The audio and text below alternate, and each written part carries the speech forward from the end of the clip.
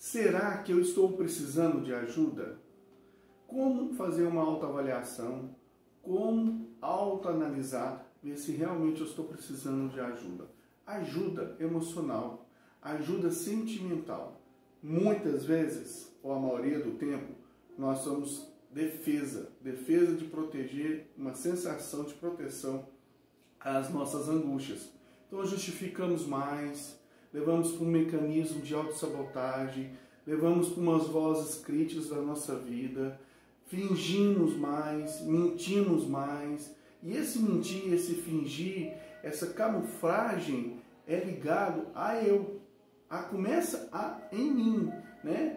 Deus está fechado, não está compartilhando, Deus não está querendo nem que seja aberto, me expor nessa angústia. Então, muitos detalhes da nossa vida é mais justificado do que colocado uma transparência para tratar e cuidar. Então, algumas coisas acontecem em volta e aí eu justifico aquilo ali. Então, as pessoas vão deixando de estar comigo, eu justifico porque essas pessoas, elas não prestam, por exemplo. Começa a ter um relacionamento abusivo, eu começo a pensar que o meu esposo, ele é o errado, mas eu também submeti a essa situação. Então, o meu olhar é sempre para fora, o meu olhar é sempre para o outro, eu não tenho olhar por dentro. Então, eu quero ensinar vocês, nesse vídeo, ter um olhar interno, ter um olhar por dentro. Sabe por quê? Porque é melhor servir do que receber. É melhor a gente doar aquilo que eu consigo doar. Mas se eu não tenho o que doar, se eu não tenho o que oferecer, por exemplo, eu tenho mágoa, o que eu vou oferecer de mágoa? Eu tenho tristeza, eu tenho ressentimento, eu tenho rancor, eu tenho ira. O que eu vou oferecer doando isso? Pelo contrário, eu nem ofereço. Então é melhor servir do que receber. Importante a gente entender essa ajuda, importante a gente entender esse compartilhar. Mas antes disso, analisar o que eu preciso fazer, ou o que eu preciso, né, na minha vida, emocional e sentimental. Começando pela estrutura. Vamos lá. Primeiro, a nossa estrutura. Somos formados de corpo e a mente. A mente são vários elementos. Nós temos o pensamento, a memória, a personalidade, o sentimento, a vontade e as emoções.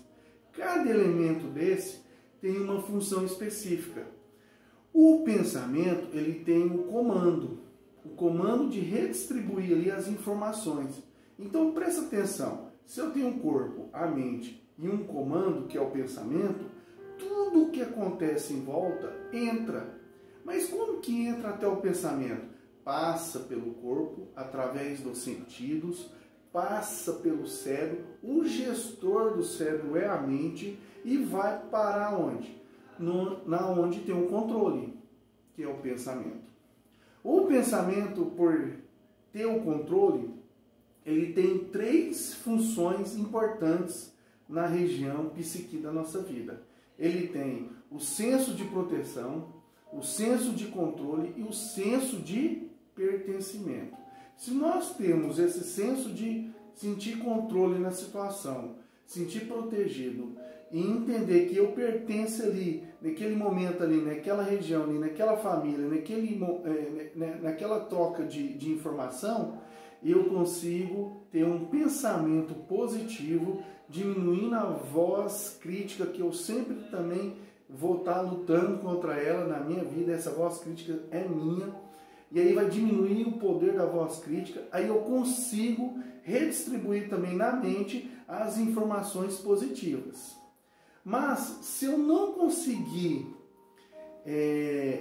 repassar essas informações, é porque aquilo que aconteceu em volta, no ambiente onde eu tenho que interagir, foi algo ruim, ou foi um trauma, ou foi um abuso, ou foi um fator estressor, muitas vezes ligado no passado, na infância. Aí essa informação, esse conteúdo vai entrar também, só que passa direto para o pensamento e vai para o sentimento.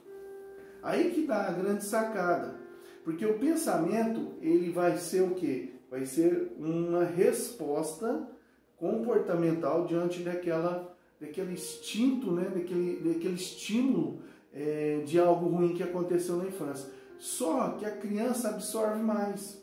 E aí não consegue interagir conforme tinha que interagir naquela situação.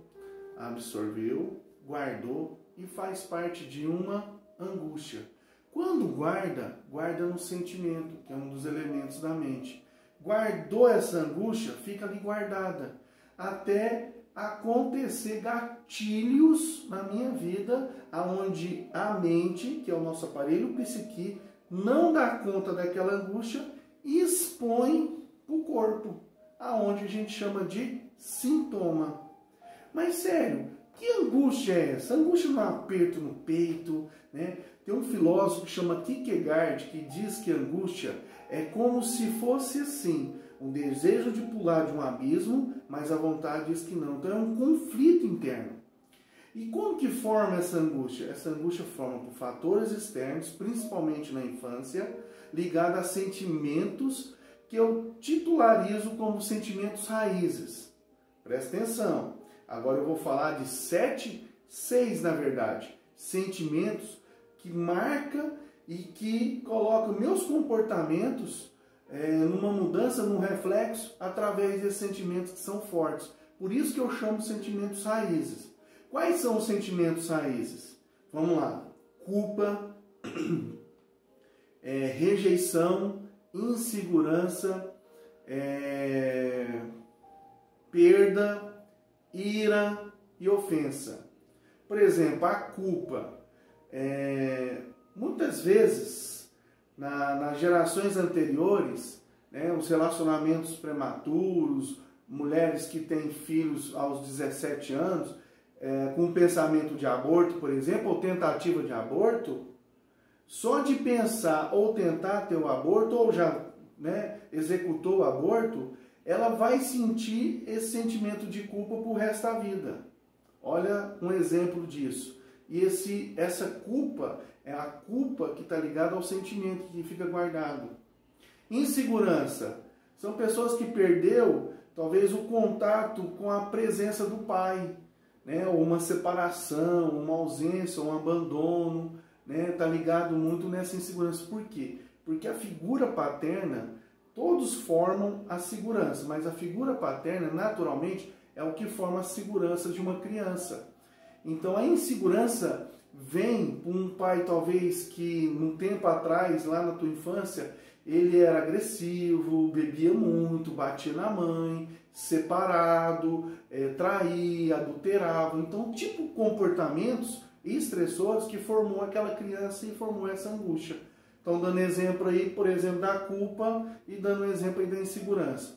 Exemplo da ofensa. A ofensa é toda quebra de laços e que forma uma ofensa entre eu e uma outra pessoa. Eu tinha uma relação e essa rachadura foi uma mágoa, foi um ressentimento, foi um rancor. Então foi um ato que a pessoa fez comigo e eu me decepcionei. Isso lá atrás também pode recorrer, sim, claro, nas outras fases da vida. Mas eu estou enfatizando na infância porque identifica com mais força, porque a criança absorve mais. Então há algo que aconteceu na minha infância, como por exemplo uma palavra que foi uma palavra negativa na minha vida, e essa palavra mexeu muito no meu contexto até minha vida. Por exemplo, acompanhando uma pessoa de 40 anos, uma mulher de 40 anos, reclamou que aos 30 anos atrás, quando ela tinha 10 anos, a mãe dela falou assim: eu prefiro morrer do que ser sua mãe. E com os 10 anos ela absorveu aquilo ali. E a vida dela foi o reflexo daquela palavra. Uma palavra de ofensa para a vida dela. Então, culpa, insegurança, ofensa, perda. Né? Perda de um ente querido, perda de uma família estruturada, porque o pai e a mãe preferiram separar, perda de um lugar que você gostava muito, que era uma escola. Muitas pessoas têm uma relação de perda porque muda muito, por conta talvez da vida, do trabalho profissional do pai, ele teve que mudar muito, perda que teve que romper antes, né, do seu desenvolvimento, de aprender ali a despedida, né, celebrar aquela despedida, teve que fazer um rompimento prematuro, né, teve que sair de casa, e saindo de casa, acabou tendo outros tipos de relacionamentos que são, né, abusivos e tudo mais. Então perda está ligado também nesses sentimentos raízes. Então são vários sentimentos raízes que faz esse reflexo na minha vida adulta. Sério, mas todo mundo tem esse sentimento? Tem. Não identificando qual. Que é importante identificar qual sentimento. Mas todo mundo tem angústia. Ah, mas eu não tenho. Talvez você tenha, claro que você tem, mas é aquilo que eu falei no início. Nós usamos muito mecanismo de defesa. Então a gente nem acredita que a gente tem. Primeira coisa, para tratar, para cuidar e para sinalizar se eu estou precisando de ajuda, é você aceitar. É você entender que você precisa de ajuda. Então você tem uma angústia. A diferença não está na angústia. A diferença é que essa angústia está no sentimento, e o sentimento por si só, ele está também vinculado ao pensamento, que é mais forte que o sentimento, e que também está tudo junto na mente, no aparelho psíquico. Então não é a questão de você ter ou não angústia, a questão é se seu aparelho psíquico, se a sua mente dá conta daquela angústia. Porque a angústia é tão pesada que o aparelho psíquico não dá conta. E aí vai para a parte mais fragilizada do corpo. Para algumas pessoas vai para o estômago, para algumas outras pessoas vai para o intestino, para outras pessoas vai para a região muscular, outras pessoas vai para uma dor de cabeça, outras pessoas vai com a caixa torácica, com o coração batendo forte, com a falta de ar. Ou, em casos mais graves, vai para todo o corpo, né? Desfalecendo, tendo desmaio, vertigem, formicamento e até o tal do pânico. Então, olha só o que o sintoma vai trazendo. Então, o que eu vou entender e o que faço desse parâmetro todo uma análise? Faz uma autoanálise da sua vida. Primeiro, sofrimento, dor. Segundo, terceiro, prejuízo. Vamos falar dos três. O que é um trauma? Trauma tem a dor física, um sofrimento emocional e um prejuízo de reflexo na vida, nas áreas da vida. Então, um trauma, um exemplo de trauma. Uma pessoa bateu em mim. E aí eu senti essa dor física, mas quem me bateu, eu sinto sofrimento por aquilo, porque foi uma ofensa, mas isso vai virar também um reflexo da minha vida, num prejuízo na minha área de vida. Vou dar um exemplo ligado à rejeição, que é um outro sentimento raiz, que aí traz um sofrimento e um sintoma. Rejeição, primeiro, todo sentimento de rejeição, eu tenho uma sensação de vítima. Então, todo sentimento de rejeição, eu sou vítima. Então, eu já me fecho, eu já não me vejo que eu errei, é difícil reconhecer o erro, justifica muito, é mais calado, embua com mais facilidade. Então, em níveis de relacionamento, nas áreas da vida, eu vou perdendo também credibilidade nos meus relacionamentos. Por quê? Eu vou ser mais ciumento, mais inseguro, eu embuo com facilidade, eu não expresso assertivamente meus sentimentos e eu quero que a pessoa adivinha. Olha só, eu estou falando de uma dor, que um dia você foi abandonado pelo seu pai, né, por exemplo, e que formou essa angústia dentro do sentimento. Essa angústia tem um nome que chama rejeição. Essa rejeição é o seu sofrimento que vai para um sintoma do corpo, trazendo sintomas comportamentais e reflexos nas áreas da vida. Quais são as áreas da vida que vai trazer o quê? O prejuízo. Casamento, família, financeiro, profissional, estudos, saúde física, saúde emocional. Então, como que eu vou analisar se eu estou precisando de ajuda? Quando essas áreas da vida estão causando o quê?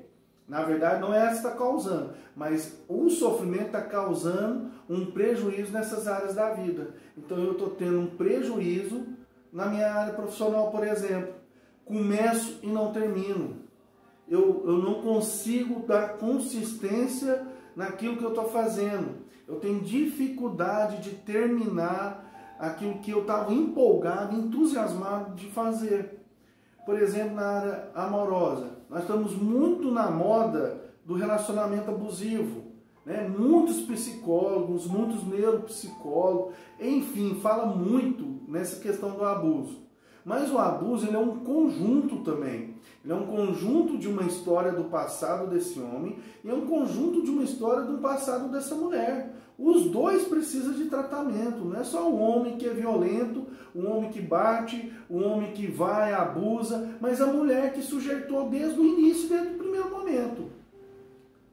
Naquele primeiro momento que o homem já trouxe um sinal, a mulher podia ter colocado um empoderamento ali naquela relação e falar assim, aqui não, pode parar que aqui não.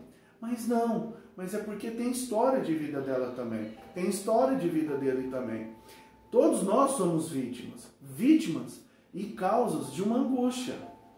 Aí que tem um grande segredo para você autoavaliar. Esse vídeo é para isso, essas informações, né, que são importantes para você, é para você fazer uma autoavaliação.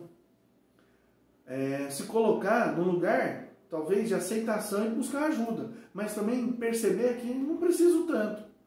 Aonde que está a autoavaliação? Aonde está a parte segura da sua vida? Aonde está aquilo que te traz mais força? Aquilo que te traz mais força não é dinheiro.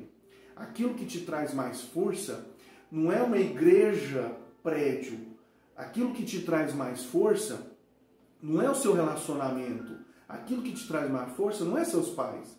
O que te traz mais força na sua vida e foi constituído, formado, inclusive por um Deus Todo-Poderoso, é o aparelho psique. É ali que você fala assim, puxa vida, eu dou conta de controlar.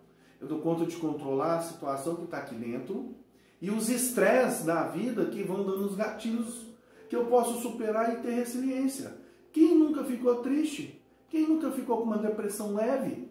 Todos nós. Então é importante a gente ter essa aceitação e entender que o nosso aparelho psique é o nosso parâmetro, o nosso termômetro, como eu estou. Agora, se eu estou trazendo sinais, é porque tem sujeira debaixo do tapete. E aí eu não aguento mais, aí eu não dou conta. Aí o subconsciente faz essa sensação de proteção, mas quer canalizar para quê? Para algum vício. Tem pessoas que tomam remédio só para tomar, mas não dá efeito mais. Mas psicologicamente ela acha que está dando certo. Quer ver uma coisa interessante para você perceber que você precisa de ajuda? Quando eu estou num comportamento tomando remédio por conta. Ah, não, eu tenho um médico, aí eu pego o remédio com ele de vez em quando. Não, eu faço uma consulta. Se você precisa por uma dor de estômago, procura um especialista. Se você precisa por uma dor intestinal, procura um especialista. Se você precisa por uma dor na sua visão, procura um especialista. Se você precisa por uma dor mental, por uma dor emocional, procura um especialista. Porque, na verdade, não é um remédio que você tem que procurar. Você tem que procurar um acompanhamento para aquele remédio. Sabe por que a gente procura psiquiatra? Não é para tomar remédio, pelo contrário. É para deixar de tomar remédio. Porque naquele momento ele vai colocar para você os remédios necessários. Mas até um certo tempo, porque vai te acompanhando a sua evolução com tratamento psicológico e psiquiátrico. Mas não, eu prefiro ficar com a minha caixinha vazia e ter esse remédio, um sono sintético, só de acreditar que o remédio está ali, não está nem fazendo mais efeito. E você toma, você acha que você está dormindo. E o pior, eu tomo remédio, ainda eu estou ali no celular a noite inteira. Não vai adiantar nada. Você está o quê? Você está com vício. Você está tentando aliviar, você está sabotando a você mesmo os seus pensamentos. Então é importante a gente entender sobre a região do prejuízo, a região do sofrimento e a região da dor. Dor física, eu cicatrizo. O sofrimento É um sentimento que você tem que trabalhar e administrar no aparelho psique. Se ele está sendo bem administrado e controlado, aí eu não vou ter prejuízo nas vidas, né? No meu casamento, na minha família, na minha vida financeira, na minha vida física. Aí vai, né, ter um comportamento mais funcional diante da vida. Eu vou poder acordar cedo e dizer assim, que dia perfeito é hoje. Mas porque está perfeito na sua vida dentro de você, mesmo você tendo angústia, mas porque você sabe administrar de dentro para fora. Aí sim, você consegue ser aquela pessoa que serve. Tem muitas pessoas que servem, mas para alívio. Tem muitas pessoas que falam que ajuda, mas para vício, para aliviar, é a sua ajuda. Quem ajuda de fato não reclama. Quem ajuda de fato não fica justificando. Quem ajuda não fala o que faz. Faz e pronto, acabou. Pessoal, segue eu na rede social, né? Eu estou aqui com esses vídeos para falar de saúde mental, para falar de família. Estamos juntos e aguarda no próximo vídeo. Até mais, pessoal!